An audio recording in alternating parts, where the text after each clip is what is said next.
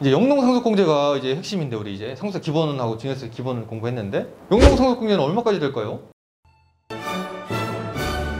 보시면 이제 상속세는 영농상속공제인데, 얘는 이제 요건이 좀 더 까다로워요. 아까 전에 제천자경은 동일하고 3,700만 원 동일합니다. 근데 뭐가 필요하냐? 이 상속인이 상속 개시 2년 전부터 같이 영농에 종사해야 돼요. 여기 보시면 상속 개시 2년 전부터 이렇게 영농에 종사하고 있어야 돼요. 아까 증여세 가면은 없어졌잖아요, 그죠? 원래 이 3년 전부터 막 같이 했었어야지 해주겠다 했는데 증여세 신고 기한 안에 그냥 하면 된다고 그랬잖아요, 그죠? 이해했죠? 근데 상속세는 2년 전부터이기 때문에 미리 경작을 같이 하고 있어야 됩니다. 2년 전부터 계속 영농에 종사하고 있어야 된다. 이게 이제 차이점이에요. 나머지는 똑같습니다. 제촌, 자경, 당연히 미성년자는 안 되고. 그리고 이제 요것도 보면은 이제 어쨌든 20살 넘어야겠죠, 그죠? 나이 요건이 있다. 원래 이제 우리가 영농상속공제는 얼마가 되냐? 얼마가 되냐면은 그거 하기 전에 일단 증여세하고 상속세 조금만 더 공부를 해보면, 증여세는 우리가 다 아는 내용이긴 해요. 그래도 모르시는 분도 있으니까 자녀한테는 얼마까지 가능하죠? 5천만 원까지 증여가 가능하죠? 증여세 없이, 그죠? 5천만 원까지. 그것도 몇 년 이내예요? 동일인에게 10년 이내입니다. 아시겠죠? 동일인에게 10년 이내 5천만 원까지. 10년이면 또 5천만 원 됩니다. 네. 근데 미성년자인 경우에는 2천만 원만. 그럼 반대로 자녀가 부모한테, 뭐 많지는 않은데 그래도 자녀가 부모한테 증여 신고해야 되는 경우 생기거든요. 그러면 얼마예요? 똑같이 5천만 원. 그리고 이제 배우자끼리 증여한다. A가 B에게 증여한다. 얼마예요? 아까 공부했죠? 6억. B가 A에게도 6억 원. 그러면 내가 이제 형제한테 증여한다. 형제한테 증여하면 얼마예요? 형제한테는 1,000만 원. 그러니까 기타 친족에 들어가요. 그럼 내가 삼촌한테도 받고 고모한테도 받았어요.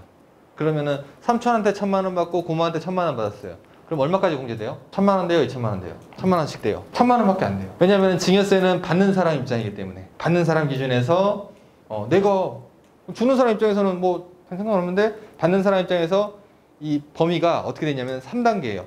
배우자, 두 번째 직계 존비속, 세 번째 기타 친족. 기타 친족이 하나의 묶음이야. 그럼 고모, 삼촌, 내가 1,000만 원 받으면 미리 받은 거 1,000만 원 끝. 두 번째 받은 거 증여세 신고. 또 다른 삼촌 증여세 신고. 이렇게 해야 되는 거예요. 또 10년 이내 근데 동일인. 이것까지 들어가면 이제 좀 더 업그레이드해서 공부하시는 거고. 여기까지 이제 힘드시니까. 어쨌든 그렇게 된다. 받는 사람 입장이다. 그리고 엄마한테 받고 아빠한테 받는다. 엄마한테 5천, 아빠한테 5천 돼요, 안 돼요? 안 돼요. 엄마, 아빠는 동일인으로 생각해요. 동일. 부모는 동일. 그래서 5천만 원까지밖에 안 된다. 증여세는 이제 이게 거의 기본적으로. 그다음 상속세. 그러니까 상속세는 배우자가 있는 경우와 없는 경우로 구분되는데, 배우자가 있으면 얼마까지 돼요? 최소를 얘기하는 거예요. 일단 배우자가 없는 경우, 배우자가 없으면 일괄공제 5억이 돼요. 5억. 배우자가 없는 경우는 5억입니다. 그럼 배우자가 있는 경우 어떻게 되냐면 5억이 최소 된다 그랬잖아요, 지금, 그죠? 어쨌든 5억은 되잖아요, 그죠? 배우자가 있든 없든 5억이 됩니다. 플러스 배우자가 있으면 배우자가 최소 5억이 돼요. 그러면 5억 플러스 5억이니까 10억이 되는 거예요. 그래서 10억이라고 하는 거예요. 최소 10억까지 된다. 근데 예를 들어서 배우자만 있어. 아무도 없어요. 다 배우자만. 그러니까 배우자만 있고 자녀가 없어. 그런 경우는 얼마가 될까요? 그래서 10억이 될까요? 최소가 우리가 배우자는 5억이 된다 그랬죠. 거기에다가 2억이 플러스 돼요. 2억. 그래서 7억밖에 안 돼요. 딱 배우자만 있으면 7억이 돼요. 그래서 무조건 10억이 아닌 거예요. 아시겠죠? 배우자 있다고 해서. 조금 이제 일괄공제를 기계 공부해야 이게 좀 더 이해하시는데, 어찌됐든 간에 최소 일괄공제 5억, 일괄공제 안에는 2억이 들어가 있어요. 그래서 그래요. 어찌됐든 배우자가 있으면은 10억까지는 되고, 그죠? 배우자가 없으면 5억까지는 최소는 된다. 세금이 없다. 이렇게 보시면 되고, 그것도 이렇게 이제 우리가 사전증여에서 증여세 감면까지 받았어. 그럼 그거는 포함이 안 되는 거예요. 사전증여가 빠지고 계산하는 거예요. 그게 이제 일단 첫 번째로 굉장한 혜택이고, 됐어요. 이제 배우자가 있냐 없냐에 따라 5억. 그럼 배우자가 있는데 최소 5억이 일괄공제 되고, 추가로 배우자가 5억부터 30억까지 되거든요. 배우자 상속공제가. 그럼 5억부터 30억이니까 최대는 얼마까지 되겠어요? 5억 플러스 30억이니까 35억까지 가능. 그럼 세금 아무도 안 내게? 그렇지 않잖아요. 세금 낸단 말이에요. 그럼 법정 상속 지분을 또 한도로 하고, 한도 규정이 있어요. 그래서 굉장히 복잡해. 한도가 굉장히 복잡해요. 그러니까 상속세랑 구조가. 그래서 무조건이 아니야. 무조건이 아니에요. 그러니까 이제 한도가 복잡하기 때문에. 그래서 어찌됐든 기본적으로 그렇다.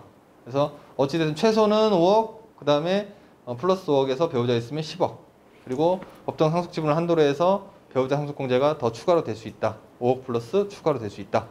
이렇게 공부하시면 더 됐죠? 상속세. 이제 영농상속공제가 이제 핵심인데, 우리 이제 상속세 기본하고 증여세 기본을 공부했는데, 영농상속공제는 얼마까지 될까요? 2022년 1월 1일부터 20억으로 올라갔어요. 영농상속공제가 20억으로 올라갔어.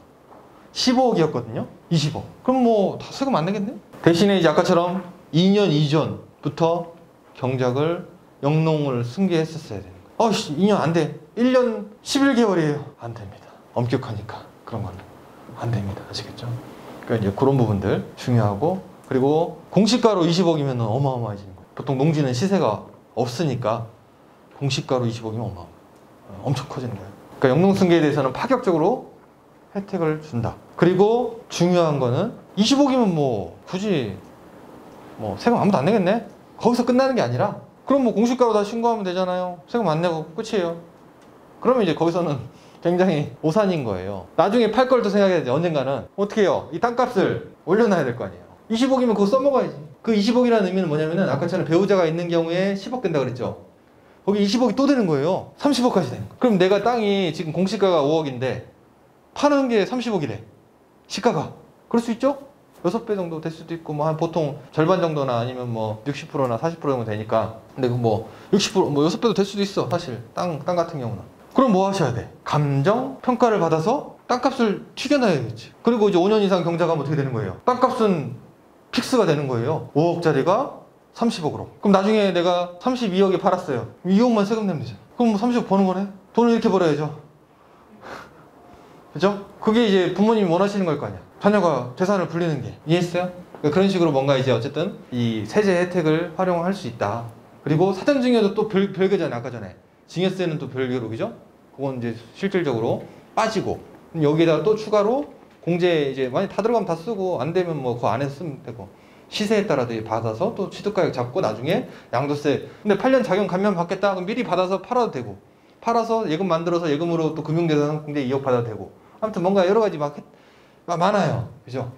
없는 것 같으면서도 여러분들의 혜택이 굉장히 많단 말이에요. 좀 이해되셨어요? 천천히 설명드리긴 했는데 이 기록을 못 하긴 했지만 되셨어요? 자, 이렇게 해서 이제 보고, 그다음에 사후 관리는 5년이에요. 5년 동안 이제 경작을 하지 않으면 모두 추징. 5년 이내에 용사를 짓지 않거나 처분하면 모두 추징. 아까 증여세 감면도 5년 추징. 제일 중요한 거는 뭐냐? 여기 보시면 아까 2년 이전, 요거 이게 키워드예요. 상속 개시 2년 전부터 계속 영농에 종사해야 한다. 제촌하고 이거 다 요건 맞아야 된다라는 거 이렇게 하시면 됩니다. 자, 여기까지 했고요. 긴 시간 동안 이제 수업 들었는데, 뭐 부가가치세, 뭐 소득세, 그다음 뭐 양도소득세, 증여세, 양도세 하나 빠졌다고 하면은 이제 뭐 농어촌 주택 뭐 이런 정도, 대토야 뭐 이제 대상되는 분들 이제 집중적으로 좀 하면 되니까 그렇게 하면 되고, 전반적으로 도움되는 내용들을 이제 다 전달해 드린 것 같아요. 그래서 좀 부족함이 있어도 이해해 주시고, 아무튼 고생 많으셨습니다. 감사합니다.